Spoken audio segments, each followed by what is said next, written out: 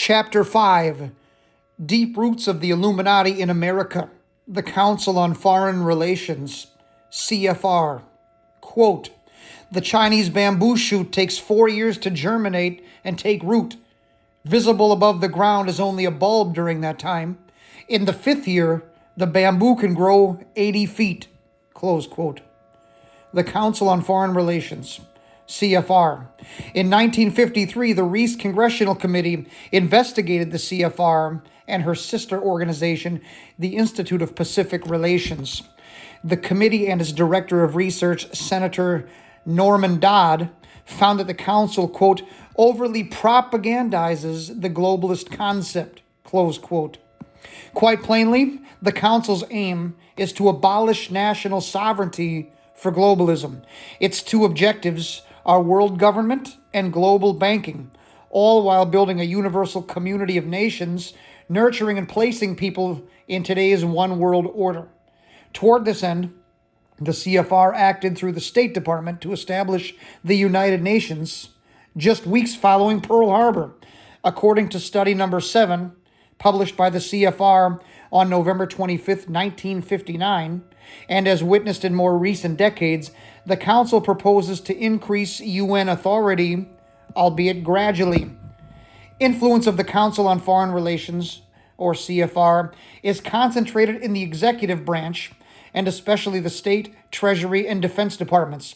The CFR has 38 affiliated organizations, and the deliberately anonymous members, all from the U.S. The CFR has 38 affiliated organizations and the deliberately anonymous members, all from the U.S. Every major department store chain has on its board of directors at least one officer who is a member or partner in the CFR international banking chains. 9 out of 13 past CIA directors have been council members. The council's spin-offs. In its drive toward establishing a new world order, the CFR is at the center of insider Eastern liberal establishment power, influence, and planning. The glue that holds the quote-unquote Rockefeller insiders together, the Council on Foreign Relations, or CFR, has been dubbed the quote-unquote invisible government. Where the CFR is the brain of globalism, CFR spin-off groups wield 3 arms of power.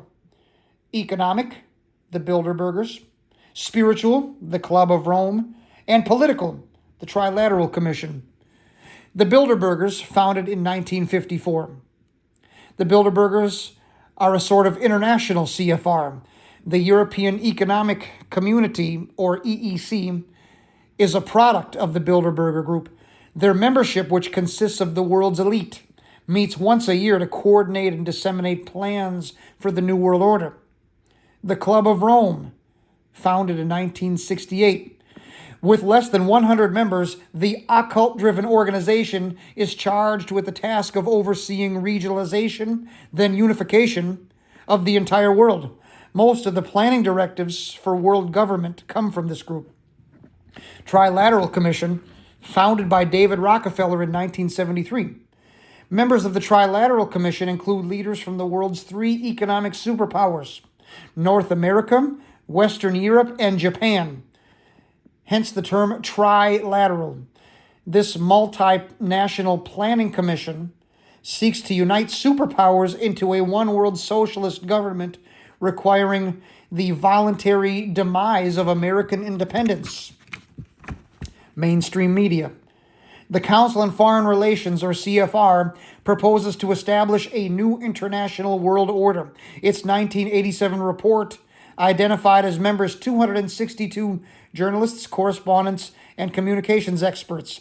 On October 30th, 1993, Washington Post Ombudsman Richard Harwood did a piece about the role of the CFR's media members. According to Harwood, these do not merely analyze and interpret, but rather, quote-unquote, help make foreign policy. The Chicago CFR sponsored a series of surveys between 1978 and 1990. Among opinion leaders involved were government officials and mass media news directors, editors, and columnists. Goals at the top of the globalist agenda involve weaponry, arms control, and environment. The Gulf War proved to be a turning point for the American public in support of Bush's publicly declared New World Order at the beginning of the Gulf War. In every major speech for several weeks, Bush talked about the quote-unquote New World Order. Retired anchor for CBS News Walter Cronkite is known among globalists as the quote-unquote poster boy for the World Federalist Association. Mr. Cronkite is not alone in being soundly linked with Gorbachev's new paradigm of redefining the world. Each of the three major television networks is almost completely dominated by members of the CFR and its spin-off, the Trilateral Commission. Presidents of the entertainment divisions of each of these three major networks helped support the Environmental Media Association, or the EMA, in advancing the global theme of radical environmentalism in TV series. The television networks are also influenced by the Rockefellers' Chase Manhattan Bank. 5% ownership of the stock of a widely held corporation is usually enough to ensure minority control. The Rockefellers exceed this minimum in major networks, and thus they can bias the media in astonishing ways. The State Department, Pentagon, and White House claim the right to manage all news. Therefore, we the people hear what they want us to hear. All major newspapers have CFR affiliations. The CFR, or Council on Foreign Relations, has made significant strides towards gaining control of the wire services, which supply most of our news, The CFR has made significant strides towards gaining control of the wire services, which supply most of our news. 50 families control America's newspapers. Because major networks all run the same stories, our European counterparts find Americans curiously ignorant of world affairs. Major magazines in the CFR link are Life, Money, People, Fortune, U.S. News and World Report, Time, Newsweek, and more. Prominent publishers have been represented on the CFR. Among these are IBM Publishing and Printing, Xerox, Viking Press, Harper & Row, Random House, and Harper Brothers. Many specialize in publishing textbooks. Along with major networks, newspapers, and magazines, the Rockefeller establishment has a strong presence in book publishing. Origins. If you wish to find the real power base in the U.S., look no further than the Council on Foreign Relations, or the CFR. The Council is a private group which is headquartered at the corner of Park Avenue and 68th Street in New York City in a building donated to the organization by the Rockefeller family in 1929. The Council on Foreign Relations, or CFR's founder, Colonel Edward Mandell House is his real name, Huis, had been the chief advisor to President Woodrow Wilson and actually had a bed reversed in the White House. Edward Mandell House, Huis was his real name, had been the chief advisor to President Woodrow Wilson and actually had a bed reserved in the White House when he needed it. He was the most powerful man in our nation during the Wilson administration from 1913 to 1921. The CFR's first president was John W. David, J.P. Morgan's attorney. Edward Mandell House was a Marxist whose goal was to socialize America. He wrote a book in which he said he was working for, quote, socialism as dreamed of by Karl Marx, close quote. In the book, House fictionalized a planned conquest of America. He told of a conspiracy which would gain control of both political parties and use them as instruments to socialize America in the creation of a world government. Colonel House called for the passage of a graduated income tax and the establishment of a state-controlled central bank as steps towards a world government under socialism/communism. Both are planks in the Communist Manifesto. Both were passed into law in the United States in 1913. Colonel House's plan called for the U.S. to give up our national sovereignty to the League of Nations after World War I. When that failed, they planned World War II to bring the U.S. into the United Nations. The question arises, what or who were House's sources? In 1959, the CFR prepared a position paper entitled Study Number 7. In 1959, the CFR prepared a position paper entitled Study Number 7, Basic Aims of U.S. Foreign Policy, in which the United Nations is urged to, quote, build a new world order, close quote, and to, quote, maintain and gradually increase the authority of the UN, close quote. On December 23rd, 1961, columnist Edith Kermit Roosevelt, the granddaughter of President Theodore Roosevelt, wrote in the Indianapolis News about the CFR point of view, quote, the best way to fight communism is by a one-world socialist state governed by, quote-unquote, experts like themselves. The result has been policies which favor gradual surrender of United States sovereignty to the United Nations, close quote. As mentioned in the chronology, Admiral Chester Ward, former Judge Advocate General, JAG, of the U.S. Navy and former CFR member, wrote in 1975 that the goal of the CFR was the, quote, submergence of U.S. sovereignty and national independence into an all-powerful one-world government, close quote. He also explained how the organization works, quote, once the ruling members of the CFR have decided that the U.S. government should adopt a particular policy, the very substantial research facilities of CFR are put to work to develop arguments, intellectual and emotional, to support the new policy and to confound and discredit intellectually and politically any opposition, close quote. The power base. The CFR is still the preeminent non-governmental foreign affairs organization in the United States.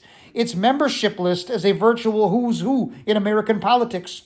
In 1987, by its own account, 318 of the 2,440 members of the CFR were current U.S. government officials.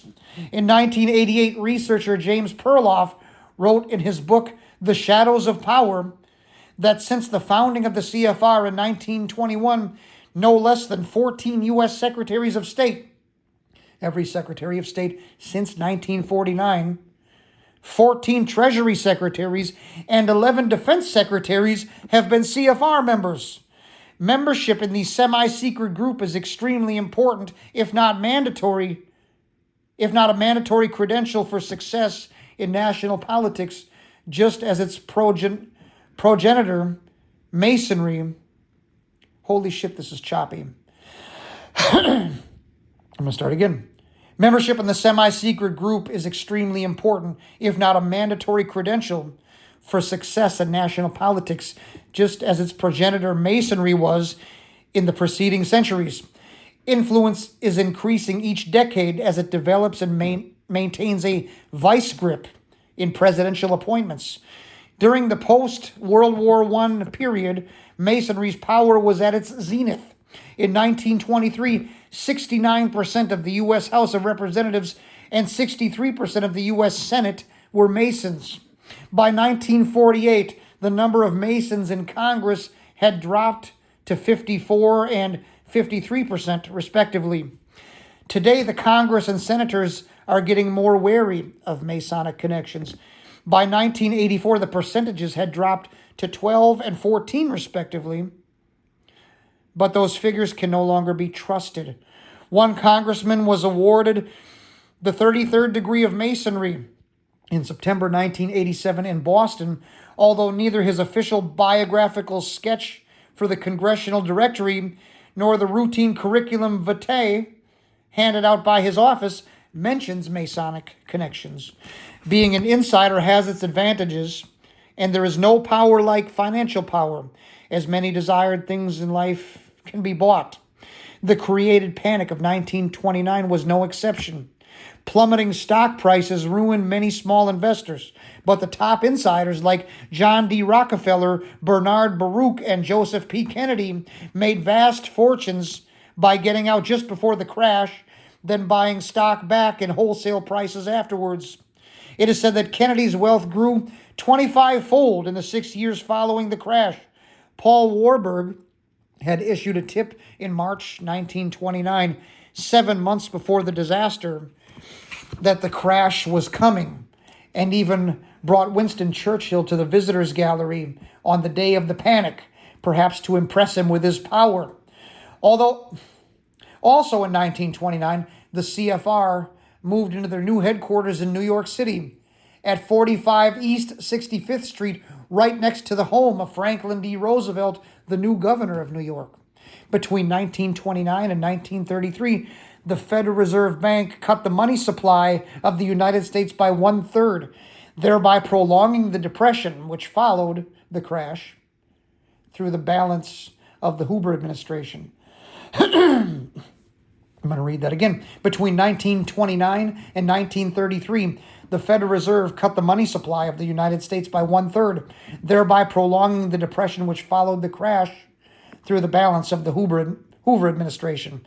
The crash was widely blamed on Hoover, and FDR was swept into office in 1932 presidential election. One of his first actions was to rush to the aid of the Bolsheviks, becoming the first U.S. president to officially recognize the Soviet Union. In 1934, he took the U.S. off the gold standard, making America even more reliant on its blatantly political Federal Reserve Bank system. By arbitrarily jacking up the price of gold from $20 an ounce to $35 an ounce, he made huge profits for the international banking community. After Wendell Willkie's loss in the election, Roosevelt was most gracious towards his former opponent. He sent him on an around-the-world trip as his unofficial envoy in 1942. After his return, Willkie wrote his infamous book, One World, which of course stressed international cooperation and denounced the American isolationism which had for so long kept the United States out of World War II. In a 1940 Gallup poll, 83% of Americans were against entering into World War II. It was President Roosevelt's task to somehow get America interested. A secret government. The CFR is literally running the United States in secret, along with the Federal Reserve System of international bankers. A spin-off of the CFR was founded in 1973 by David Rockefeller, called the Trilateral Commission, to further consolidate a global agenda among the rest of the world and their plans for further world government. Power finds power. Wealth seeks wealth. Many of the most prestigious personalities of the last generation have been members of the CFR. Read a few of the comments made by its powerful members and other American figures. They are difficult to casually dismiss. The real rulers in Washington are invisible and exercise power from behind the scenes, says Felix Frankfurter, Justice of the Supreme Court. Quote, the real menace of our republic is the invisible government, which, like a giant octopus, sprawls its slimy length over our city, state, and nation. At the head is a small group of banking houses, generally referred to as international bankers. This little coterie of powerful international bankers virtually runs our government for their own selfish ends, close quote. John F. Hyland, mayor of New York City, 1922. Quote, the real truth of the matter is, as you and I know, that a financial element in the large centers has owned the government ever since the days of Andrew Jackson, close quote. Franklin D. Roosevelt, President of the United States. Quote, we stand at a unique and extraordinary moment. The crisis in the Persian Gulf, as grave as it is, offers us the rare opportunity to move toward a historic period of cooperation. Out of these troubled times, our objective, a new world order, can emerge. A new era, free from the threat of terror, stronger in the pursuit of justice, and more secure in the quest for peace. An era in which the nations of the world, east and west, north and south, can prosper and live in harmony. 100 generations have searched for this elusive path to peace, while 1,000 wars raged across the span of human endeavor. Today, that new world order is struggling to be born, a world quite different from the one we've known. Close quote. George Bush, President of the United States, 1990. Quote, today the path to total dictatorship in the United States can be laid by strictly legal means, unseen and unheard by Congress, the President, or the people. Outwardly, we have a constitutional government. We've been operating within our government and political system another body representing another form of government, a bureaucratic elite which believes our Constitution is outmoded and is sure that it is on the winning side. All the strange developments in foreign policy agreements may be traced to this group who are going to make us over to suit their pleasure. This political action group has its own local political support organizations, its own pressure groups, its own vested interests, its foothold within our government, and its own propaganda apparatus. Close quote. William Jenner, United States Senator, 1954. Quote, we are lucky to do better by building our house of world order from bottom up rather than from top down. An end run around national sovereignty, eroding it piece by piece, is likely to get us to world order faster than the old-fashioned assault. Close quote. That is Richard N. Gardner, Foreign Affairs magazine, April 1974. Quote, the word establishment is a general term for the power elite in international finance, business, the professions, and government, largely from the Northeast, who wield most of the power regardless of who is in the White House. The power of the establishment makes itself felt from the professor who seeks a foundation grant to the candidate for a cabinet post or State Department job. It affects the nation's policies in almost every area. What is the establishment's viewpoint? Through the Roosevelt, Truman, Eisenhower, and Kennedy administrations, its ideology is constant. The best way to fight communism is by a one-world socialist state governed by quote-unquote experts like themselves. The result has been policies which favor the growth of the superstate, gradual surrender of the United States sovereignty to the United Nations, and a steady retreat in the face of communist aggression, close quote. That is Edith Kermit Roosevelt, columnist and granddaughter of President Theodore Roosevelt. Quote, the CFR is a front organization for the heart of the American establishment, close quote. That is Arthur Schlesinger Jr., a historian. Quote, the council is the establishment's unofficial club. They walk in one door as acquisitive businessmen and come out the other door as statesman figures, close quote. That is author David Halberstam, Halberstam, Halberstam. Quote, the CFR's leaders are the foreign policy establishment of the U.S., close quote. That's Newsweek magazine. Quote, the council is sort of a presidium for that part of the establishment that guides our destiny as a nation, close quote. That's Esquire magazine. Quote, the 20th century has been characterized by three developments of great political importance: the growth of democracy, the growth of corporate power, and the growth of corporate propaganda as a means of protecting corporate power against democracy, close quote. That is author Alex Carey. Quote, during the Bolshevik Revolution in Russia, Lenin created the Cheka, later the KGB, a secret organization filled with zealots who terrorized opponents. They made up their own rules, they chose their own missions, and they judged their own operations. You say it can't happen here? Well, before deciding for sure, let's look at the history of our secret government, close quote. That is Bill Moyers. Quote, we can have democracy in this country, or we can have great wealth concentrated in the hands of a few, but we cannot have both, close quote. That is Louis D. Brandeis, Brandeis, former Supreme Court Justice. Quote, the CFR's roster of members has for a generation under Republican and Democratic administrations alike been the chief recruiting ground for cabinet-level officials in Washington, Close quote. That is Theodore White, Pulitzer Prize winner.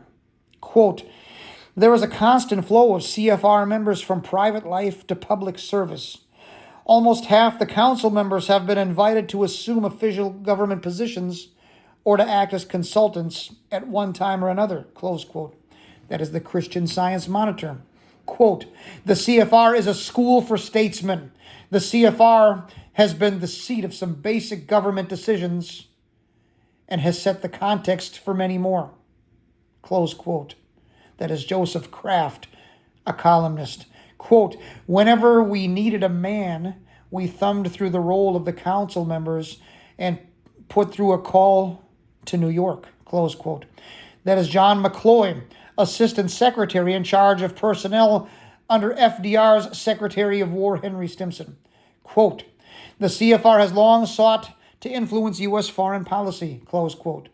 That is J. Robert Moskin, historian and author. More than just a club.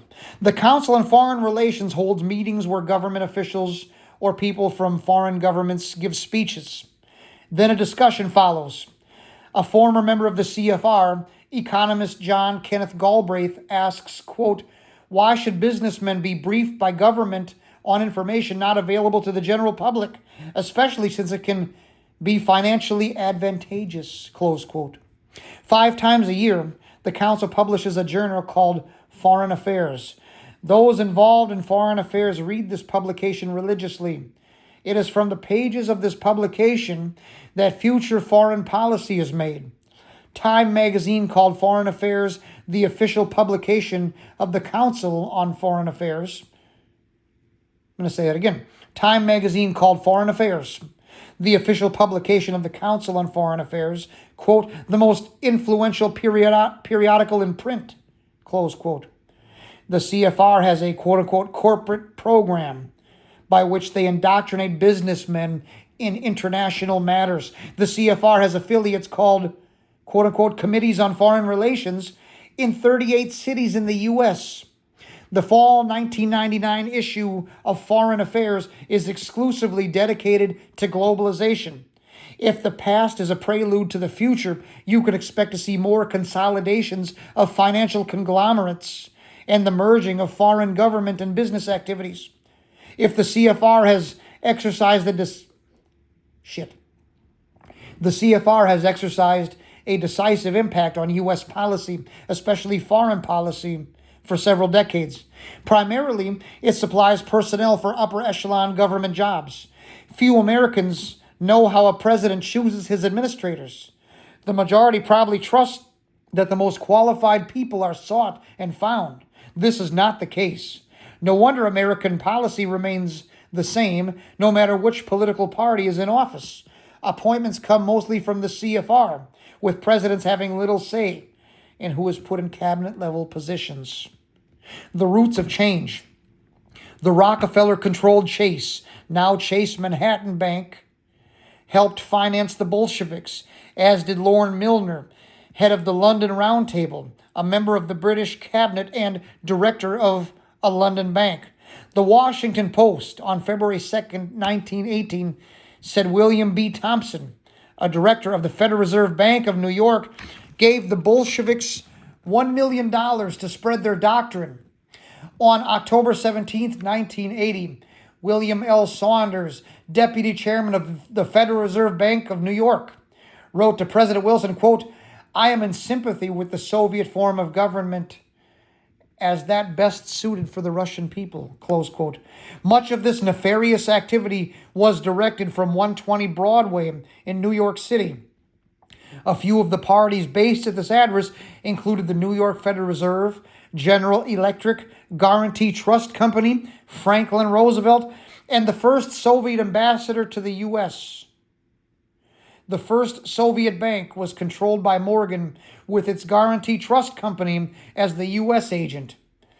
American International Corporation, founded in 1915 by Morgan interests and located at 120 Broadway, played a key role in supporting the Bolshevik Revolution, and later some of its directors, such as Arthur Lehman and Pierre DuPont, supported Roosevelt.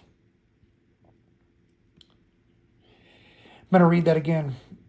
The first Soviet bank was controlled by Morgan, with its Guarantee Trust Company as the U.S. agent.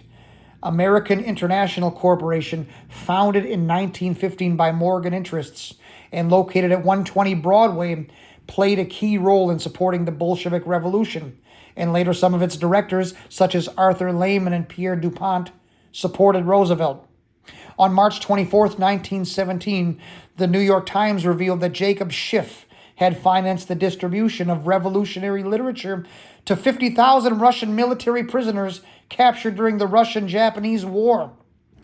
The Times article quoted a later telegram from Jacob Schiff in which he said that Trotsky was, quote, what we had hoped and striven for these long years, close quote. In 1916, Schiff arranged to bring Trotsky to the U.S. Trotsky entered the U.S. without a passport and was then given a U.S. passport to get back to Russia. There was an international warrant for his arrest, and when he was detained in Canada, U.S. authorities got him released. In June 1919, the issue of Maclean's, in the June 1919 issue of Maclean's, J.B. Maclean said Trotsky was released, quote, at the request of the British Embassy at Washington, and that the embassy acted on the request of the U.S. State Department, who was acting for someone else, close quote. In his book, The Road to Safety, Arthur Willert, Washington correspondent for the Times of London, said Colonel House, chief aide to President Wilson, told him President Wilson wanted Trotsky released. He conveyed this request to the British government. Because Canada and England wanted to keep Russia in the war, it was not in their interest to allow Trotsky to get back to Russia to help end the war. When Trotsky returned to Russia, he learned that Max Warburg, the Hamburg banker, had granted him funds in a Finnish bank. This credit helped finance the Russian Revolution. DeWilt C. Poole, the American chargé d'affaires in Archangel, Russia, quit because Wilson continued supporting the Bolsheviks. In the book, The Intimate Papers of Colonel House, Charles Seymour said House was able, quote, to prevent the formulation of a policy demanded by certain groups among the French and British of assisting anti-Bolshevik factions in Russia, close quote. The U.S. illegally gave loans to the Soviet Union, partially through the Federal Reserve Bank. Individuals like Averell Harriman and companies like Standard Oil of New Jersey actively negotiated trade agreements with the communists, while banks like Chase gave loans to the Soviet Union. Anthony Sutton of the Hoover Institute spent 10 years researching technology and Soviet economic development. He also wrote the book National Suicide, Military Aid to the Soviet Union, and the Best Enemy Money Can Buy, documenting how certain Western corporations and financiers built the economy of the Soviet Empire. In June 1944, Averell Harriman, then ambassador to the Soviet Union, in a report to the State Department, quoted Stalin as saying that about 2/3 of all large enterprises built in the Soviet Union had been built with U.S. aid. This pattern continues today, as a vast amount of advanced technology is similarly being quietly transferred to China. In a more favorable climate, President Clinton would have been tried for treason for allowing China access to U.S. technology. Early this century, there was a communist infiltration into the right and left in America. The Guarantee Trust Company helped found the anti-Soviet United Americans. On March 28, 1920, the New York Times quoted the United Americans, in a more favorable climate, President Clinton would have been tried for treason for allowing China access to U.S. technology. Early this century, there was a communist infiltration into the right and left in America. The Guarantee Trust Company helped found the anti-Soviet United Americans. On March 28, 1920, the New York Times, quoting the United Americans, warned of a Soviet invasion of America within 32 years. Before World War I, the Morgan Bank also infiltrated domestic left-wing political groups. It must be recognized that the power that these energetic left-wingers exercised was never their own power or communist power, but was ultimately the power of international financiers. Oswald Spengler said in the book The Decline of the West, quote, "There is no proletarian, not even a communist movement, that has not operated in the interests of money, in the direction indicated by money, and for the time being permitted by money," close quote. It was easy to exercise this control because these groups needed money and wanted to influence the people. The purpose was to keep informed as to the thinking of radical groups, provide a mouthpiece so they could blow off steam and be in a position to veto their actions, especially if they became too radical. Morgan money established the New Republic. Walter Lippmann, an early recruit of the London Round Table Group, became a widely influential reporter who was used to direct American public opinion. Much of this history has been purged, but early in this century, many Americans understood this corporate communist interaction. They have done their job well and we have been lulled into a deep sleep. This was done not because of a belief in these ideologies, but to gain monopolistic control over foreign markets, to create wars for more profits, and to progress toward a one-world government.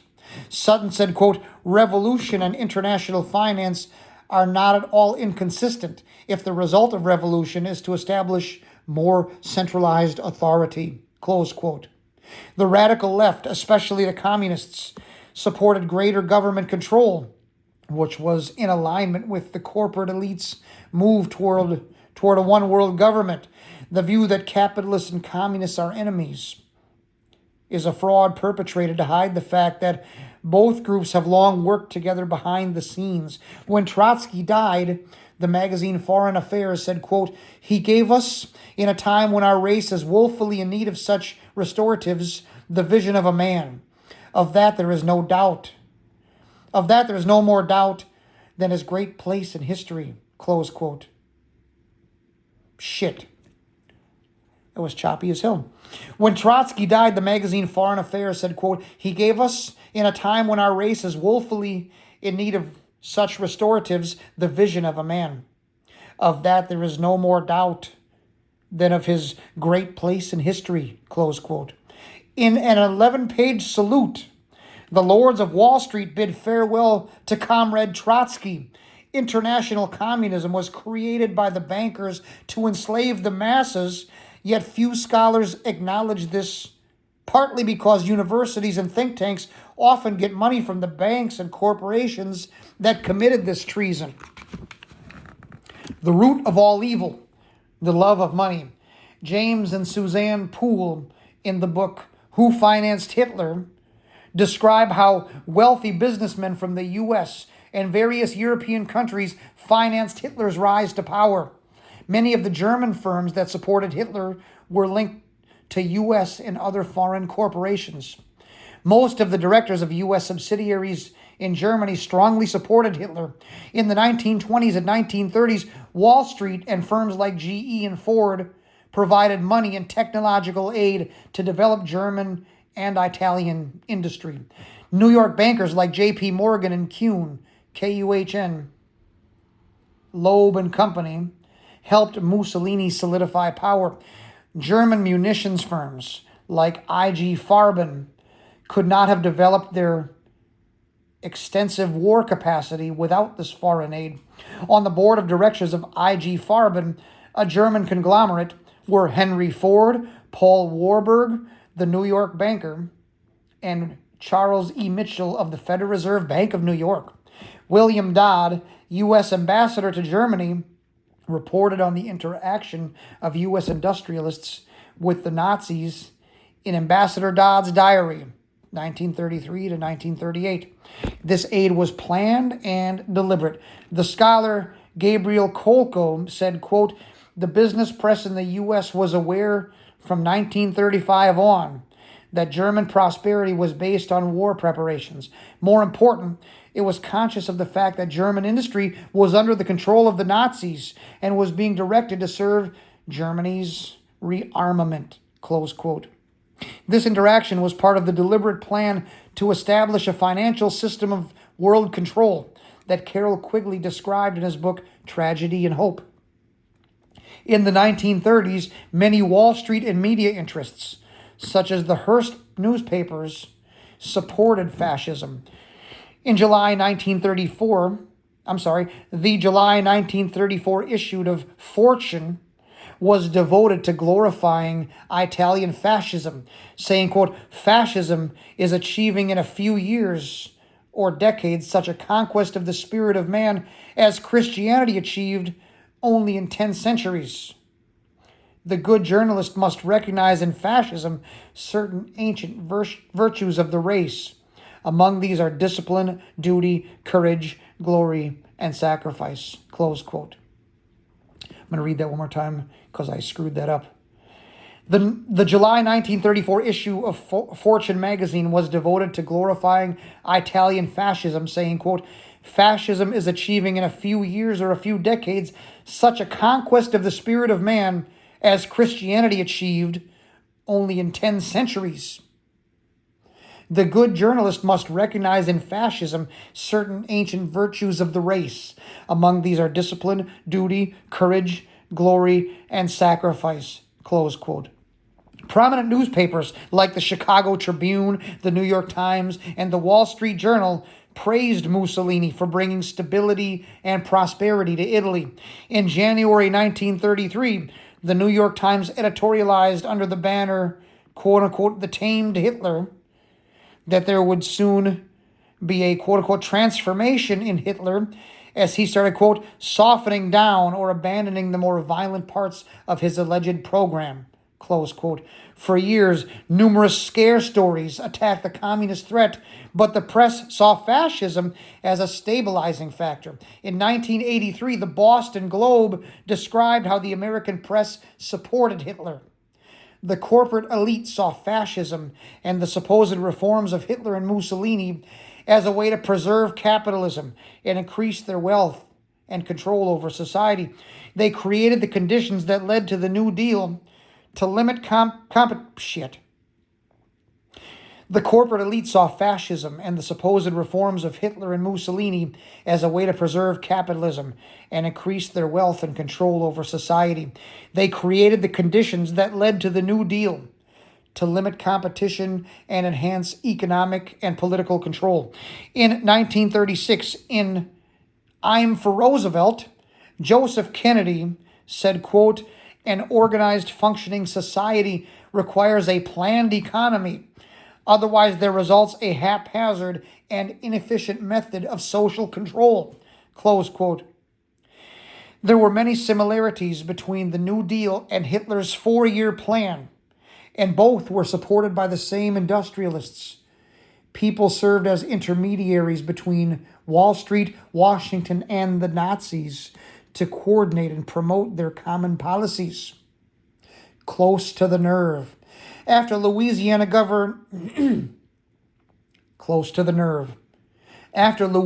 Governor Huey Long became a U.S. Senator, he called for a redistribution of wealth in America.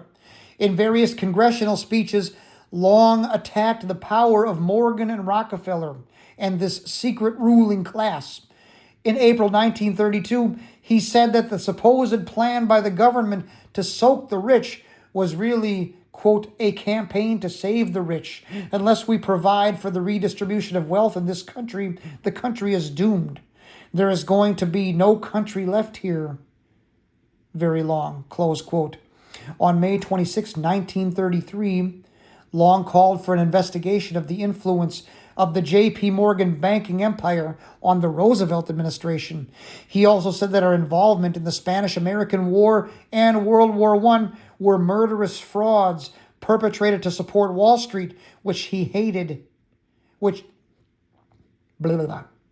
He said that our involvement in the Spanish-American War and World War I were murderous frauds perpetrated to support Wall Street, which hated and feared him. In February 1934, on national radio, Long inaugurated a Share Our Wealth Society to redistribute wealth in America. In the midst of the Depression, this program was hugely popular, as was Long, especially in the South, where he had a powerful political base. He decided to run for president in 1936, establishing a third party, since he expected Roosevelt to get the Democratic nomination. He might have won, or perhaps thrown the election to the Republicans, since a poll revealed that Long would get 3 to 4 million votes, and that he would seriously weaken the Democratic Party in many states.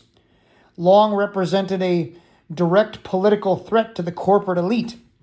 On August 9th, 1935, in Washington, Long openly discussed a plot in which he thought he was going to be killed. He was shot September 8th, 1935, and died a few days later. There were charges of a conspiracy, but solid proof was never provided. In 1939, two critics of Long said Washington knew about the assassination in advance. Often, when an election is not assured to their outcome, a third-party candidate will be on the ballot to make sure things go their way. In 1940, opinion polls showed that over 80% of the people did not want to get into a European war, and the American First Committee, AFC, had 850,000 members and millions of sympathizers. Although it refused to work with Nazi organizations and had many Jewish members, it was attacked as being pro-fascist and anti-Semitic in a matter similar to today's attack on the militias. Isolationism was equated with racism. Except for infiltration by fascists and a few anti-Semites, this populist movement simply believed in peace.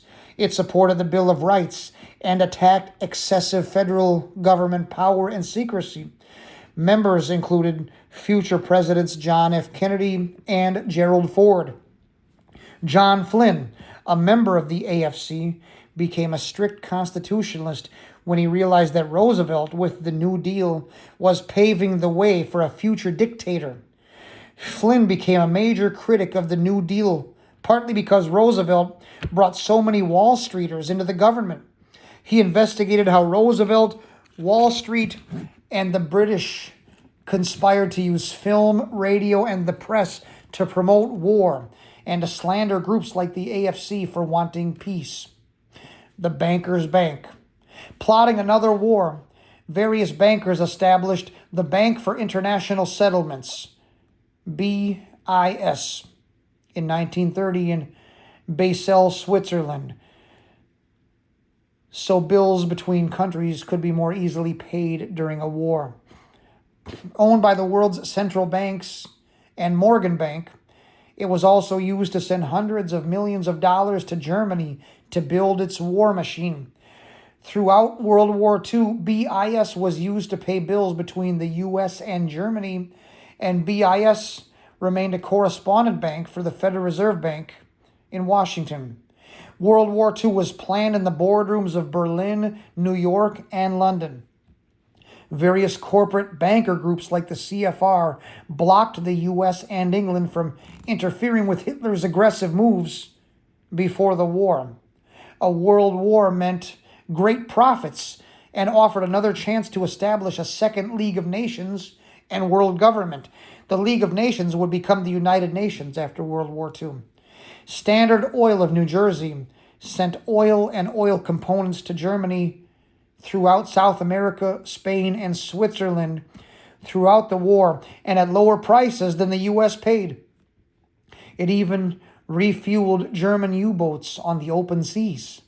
The Germans were constantly short of oil, so this aid probably prolonged the war by many months. Only Standard Oil, DuPont, and GM had the rights to tetraethyl lead, a key additive used in gasoline. In 1992, the Village Voice reported that the Wall Street investment firm Brown Brothers Harriman In 1992, the Village Voice reported that the Wall Street investment firm Brown Brothers Harriman arranged for the Nazis to get and be trained in using tetraethyl lead in 1938. A senior partner of this firm at the time was Prescott Bush, father of former President George Bush. This supply was critical to conduct modern warfare. In 1939, the Germans were short of this fuel, so they purchased $20 million of it from Standard Oil to invade Poland. On March 26, 1942, Representative Jerry Voorhis entered a resolution in the White House to investigate the BIS to learn why an American remained president of a bank which was aiding the Axis powers. During World War II, R. Buckminster Fuller served as head mechanical engineer of the U.S. Board of Economic Warfare. Holy shit. During World War II, R. Buckminster Fuller served as head mechanical engineer of the U.S. Board of Economic Warfare. In this position, he saw government transcripts of intercepted phone conversations, letters, and cables. Quote, as a student of patents, I asked for and received all the intercept information relating to strategic patents held by both our enemies and our big corporations, and I found the same money was often operative on both sides in World War II. Close quote. Very similar to this was what happened to Samuel Morse, the inventor of Morse code, in 1859. While in England training operators for use of his code, he saw and read messages between bankers in the United States and Europe. He immediately recognized that the Rothschilds and Americans had developed a code relating to issues for beyond bank shit. He immediately recognized that the Rothschilds and Americans had developed a code relating to issues far beyond banking. In 1862, he wrote a book about this and explained how the American people were being deceived. He called it the present attempt to dissolve the American Union.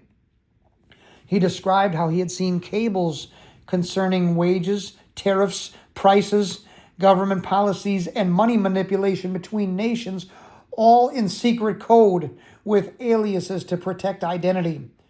ITT provided Germany with telephones, air raid warning devices, radar equipment, and 30,000 fuses per month for artillery shells to better kill Allied troops. This rose to 50,000 fuses a month by 1944. ITT also supplied ingredients for rocket bombs that hit England. During the war, two of the largest tank producers in Germany were Adam Opel and Ford of Cologne. Both were wholly owned subsidiaries of GM and Ford. Ford trucks were built for the German army, while the Chase Bank kept its branch open in Paris throughout the war, with the agreement of the New York office to provide financial services to the Nazis. Quote, on January 6, 1944, the U.S. government had indicted the DuPonts and Imperial Chemicals Industries, ICI of Britain, for forming a cartel with IG Farben of Germany and Mitsui of Japan. The DuPonts secretly helped in the armament of Germany and especially aided Hitler, even betraying military secrets to Germany. During the war, U.S.-owned factories in Germany were often deliberately not bombed by the Allies. Several sources claim that after the war, the U.S. government paid firms like GM millions of dollars because some of their factories did sustain damage from Allied bombings. Throughout the war, a Philadelphia company controlled by the Sweden SKF company supplied the Nazis with large quantities of ball bearings via South America, although the U.S. was short of these items. Without ball bearings, planes and trucks could not operate properly. Some of the employees and executives at the Philadelphia plant protested what was occurring, but the fraternity was too powerful for the U.S. government to do anything. One partner running this firm was William Batt, of the U.S. War Production Board, while another partner, Hugo von Rosen, was cousin to Hermann Goering, head of the Nazi Air Force. No mystery to the insider.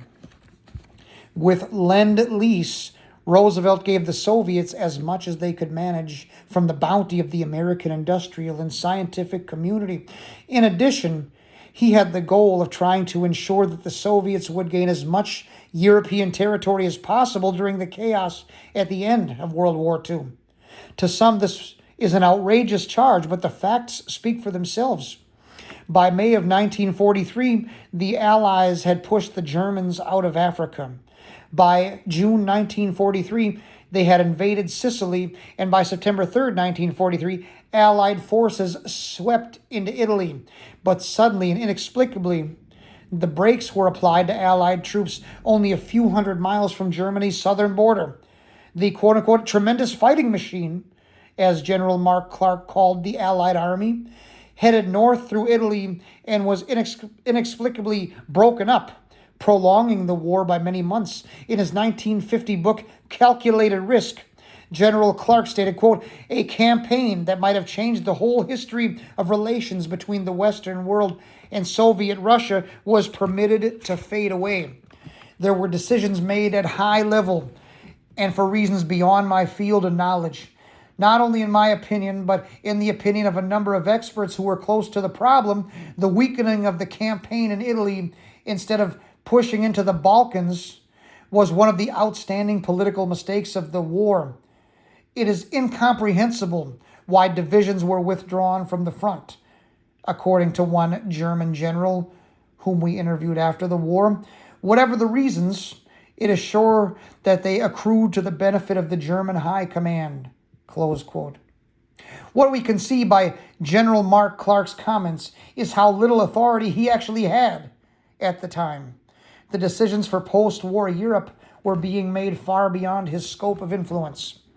This delay, supposedly designed to save troops for a coming Allied invasion in North France some 9 months later, gave the Soviets time to push the German troops that had invaded Russia as part of Operation Barbarossa 2 years earlier out of Russia and back across Eastern Europe.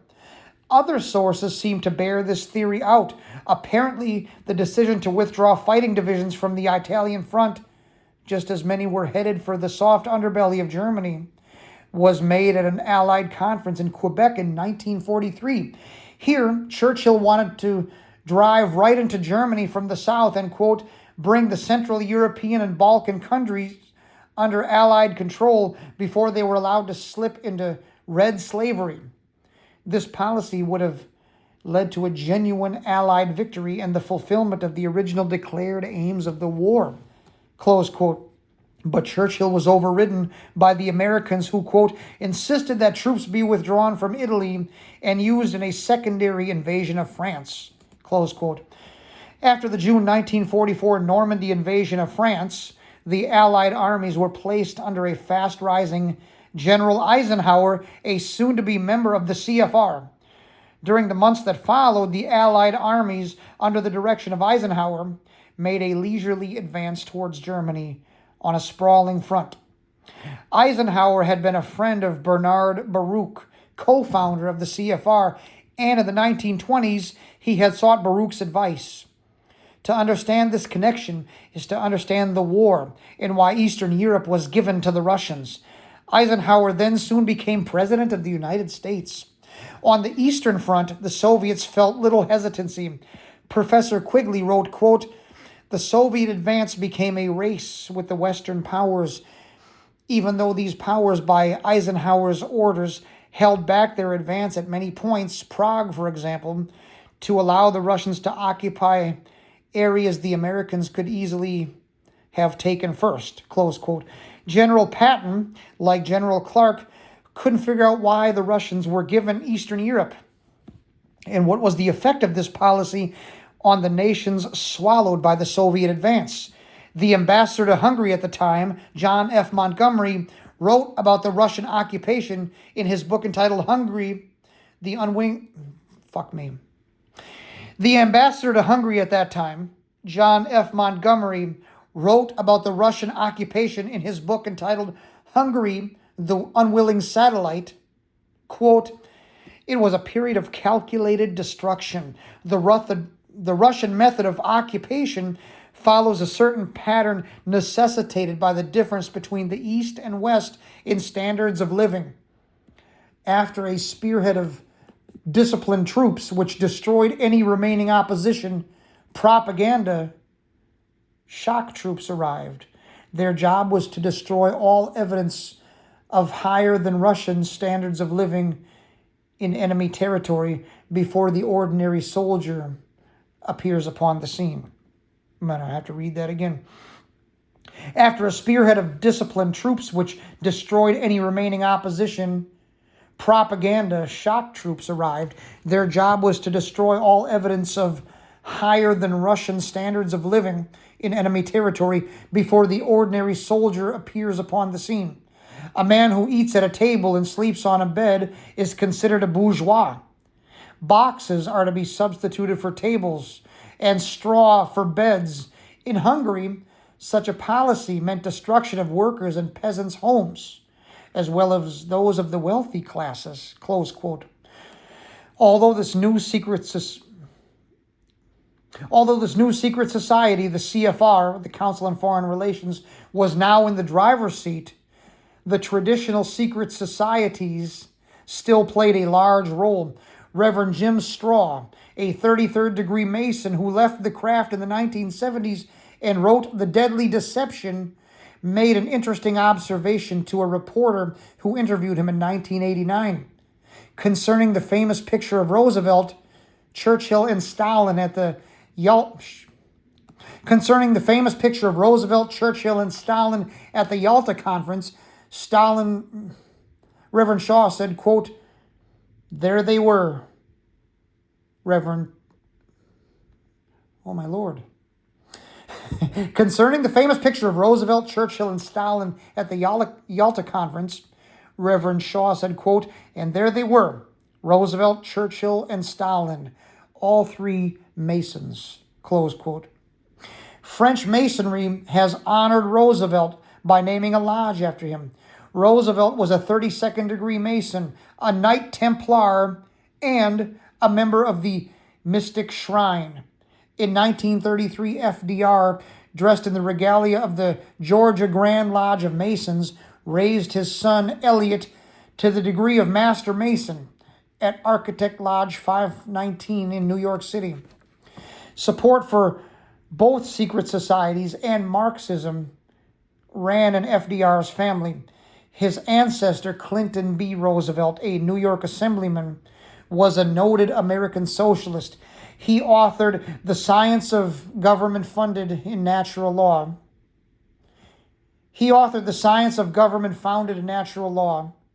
Wherein he outlined his plan for setting up a world government. He and his friend Horace Greeley, founder and owner of the New York Tribune and the New Yorker magazine, both participated in leftist social engineering schemes in America called Brook Farm. Roosevelt was surrounded by members of the various communist movements, which were spread throughout America at the time of the Bolshevik Revolution. At the Yalta and Tehran conferences, the acquisition of half of Europe by the Soviets after World War II was formalized by treaty. Who was Roosevelt's top advisor? He was Alger Hiss, a member of the CFR, who was later convicted of espionage as a Soviet spy. Roosevelt didn't seem to care about his communist connections. On one occasion, he made the following statement to Martin Dies, chairman of a special House committee on un-American activities, and Dies testified to it before Congress, quote, "I do not believe in communism any more than you do, but there is nothing wrong with the communists in this country. Several of the best friends I have are communists," close quote. In February 1953, the official publication of the Grand Lodge of New York, Empire State Mason, concluded that if the New World Order ever comes into being, then Franklin Delano Roosevelt should get much of the credit. After author James Perloff noted, quote, only the communists acquired something from World War II: Eastern Europe and a foothold in Asia. The war had a commonly overlooked irony. It was begun to save Poland from conquest by Germany, yet when it was over, Poland had been acquired anyway by the Soviets. Close quote. Author James Perloff noted, quote, only the communists acquired something from World War II: Eastern Europe and a foothold in Asia. The war had a commonly overlooked irony. It was begun to save Poland from conquest by Germany, yet when it was over, Poland had been acquired anyway by the Soviets. Close quote. Did the secret societies lose the inside track after the death of Roosevelt? Hardly. It was well known that his successor, Harriet Truman, was a Mason. A portrait of Truman dressed in full Masonic garb is still displayed in Masonic lodges throughout the United States.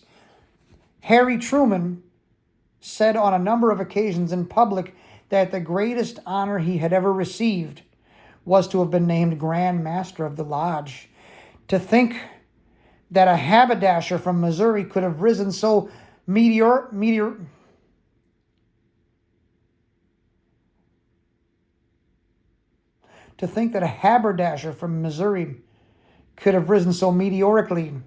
without well-placed connections is naive at best.